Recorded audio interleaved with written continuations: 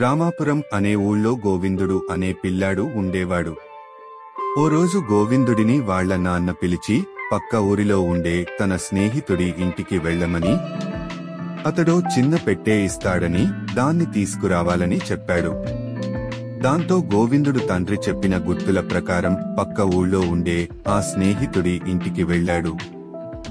ఆయన కొన్ని వస్తువులున్న పెట్టెను గోవిందుడి చేతికి ఇస్తూ, దారిలో దొంగలు ఉంటారు, ఇంటికి జాగ్రత్తగా తీసుకెళ్ళు అని చెప్పాడు.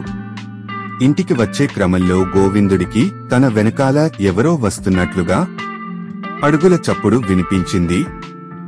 ఎవరో దొంగ తనని వెంబడిస్తున్నాడని తెలుసుకున్నాడు. దాంతో భయపడుతూనే కాస్త వేగంగా నడవడం మొదలుపెట్టాడు. ఆ అడుగుల చప్పుడు వేగం కూడా పెరిగేసరికి గోవిందుడికి ఏం చేయాలో పాలుపోలేదు. కొంత దూరం వెళ్లేసరికి గోవిందుడికి ఓ నది కనిపించింది. దాన్ని చూడగానే అతడికో ఆలోచన వచ్చింది.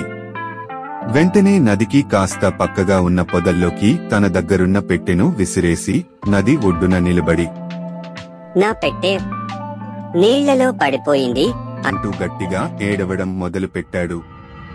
గోవిందుడి వెనకాలే వస్తున్న దొంగ ఎలాగైనా ఆ పెట్టెను తీసుకోవాలనే ఉద్దేశంతో తాను తీసిస్తానంటూ నదిలోకి దూకి వెతకడం ప్రారంభించాడు. అదే అదను అనుకున్న గోవిందుడు పొదల్లోకి విసిరిన పెట్టెను తీసుకుని గబగబా అక్కడి నుంచి వెళ్లిపోయాడు. గోవిందుడిలా మనం అందరం సమయస్ఫూర్తిగా ఉండాలి. Hi दोस्तों, please subscribe my channel and like my video.